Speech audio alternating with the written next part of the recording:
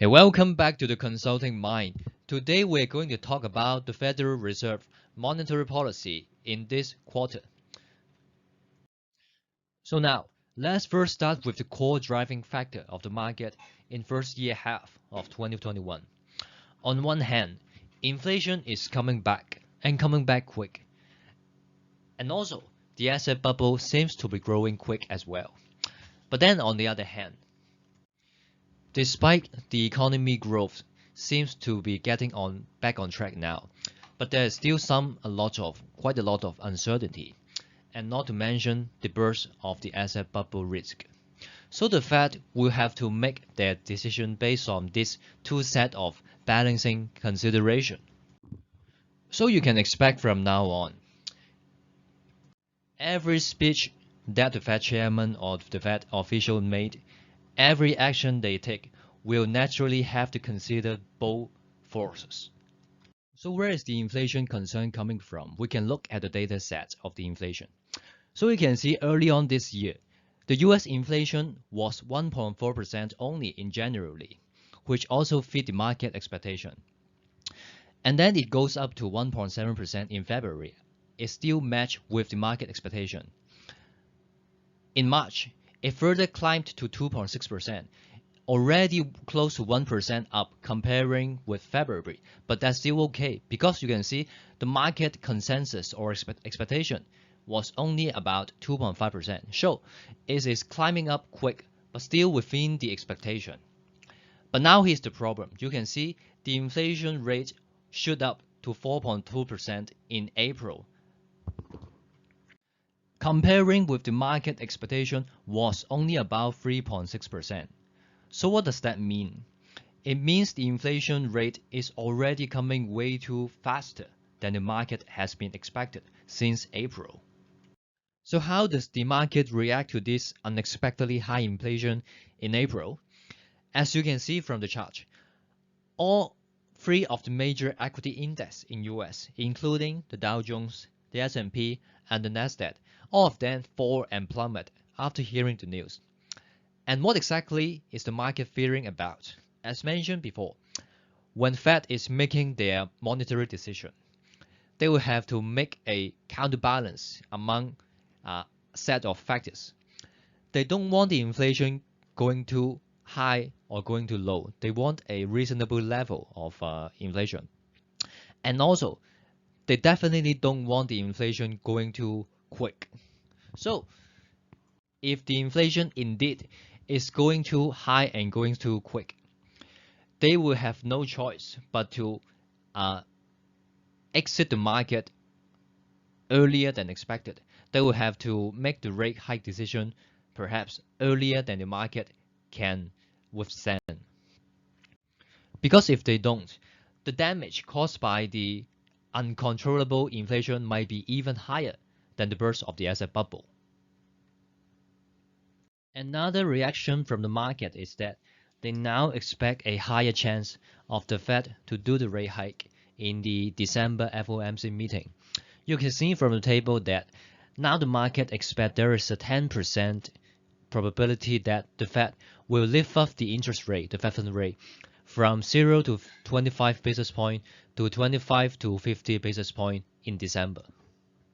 Comparing 1 month ago, these figures is just about 6%.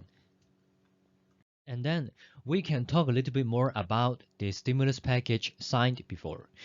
It involved a direct payment of up to $1,400 and an extension of $300 per week as an unemployment insurance. It will likely be another key factor pushing the inflation up in the future. There was a discussion or debate about why the inflation is muted in the last 10 years, despite there is a huge amount of quantitative easing, despite there is a huge amount of money being printed.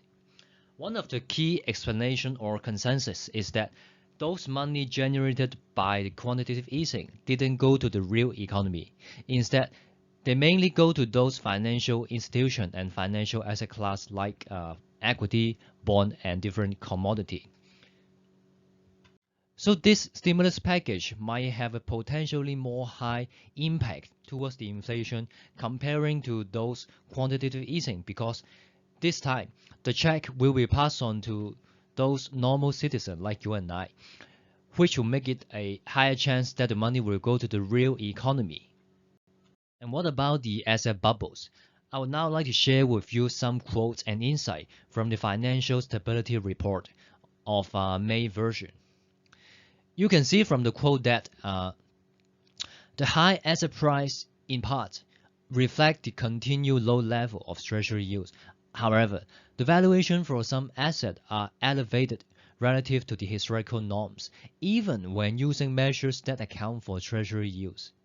In this setting, asset price may be vulnerable to significant decline should risk appetite fall. So we can see three key insights here reflected by this quote.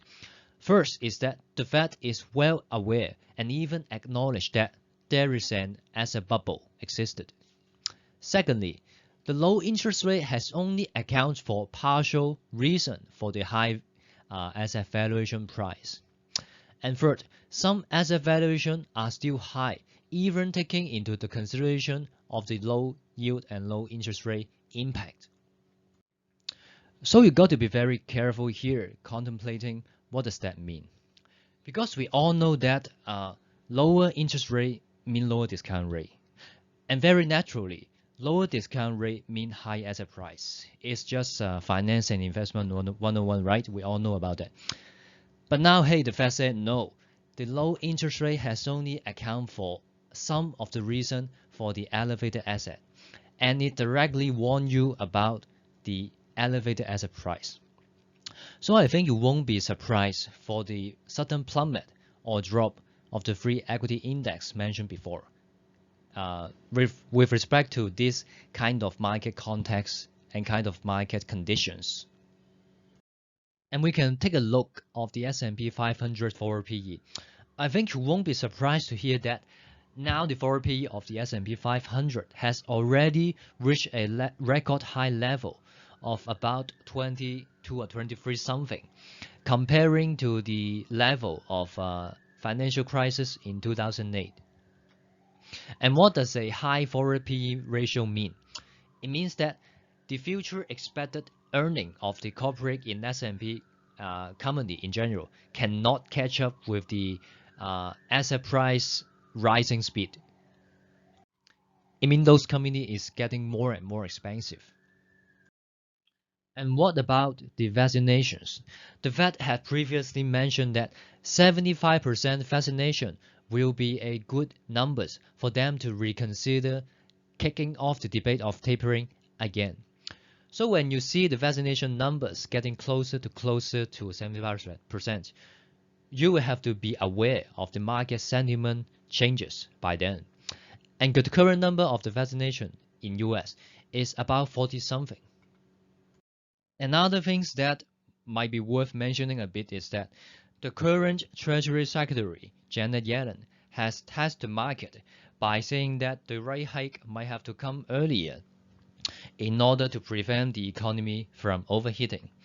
This is kind of interesting because think about that. Who is Janet Yellen? The current Treasury Secretary. And what she did before? The chairman of the Federal Reserve. So she definitely knows that an open speech like that will cause a very significant impact to the market, especially when it involves with some monetary decision. So she definitely knew that the market will and must respond to her speech, but just that she wanted to test the degree of it. So what about the other central bank apart from the Fed? You can see that the Bank of England and the Bank of Canada has actually already begun the process of tapering. And this will be a very useful and an important reference point to the Fed. So as a wrap up of this episode, if we would like to kind of predict the coming Fed interest rate decision, we'll then first have to understand their decision-making rationale. As mentioned before, the Fed will have to balance two sets of factors and consideration. On one hand, they will have to prevent from the inflation going too fast and the asset bubble going too high. But then on the other hand, they will also have to consider providing sufficient liquidity to support the economy going back to normal. And their coming speech and coming action will be made along this line. So this is it.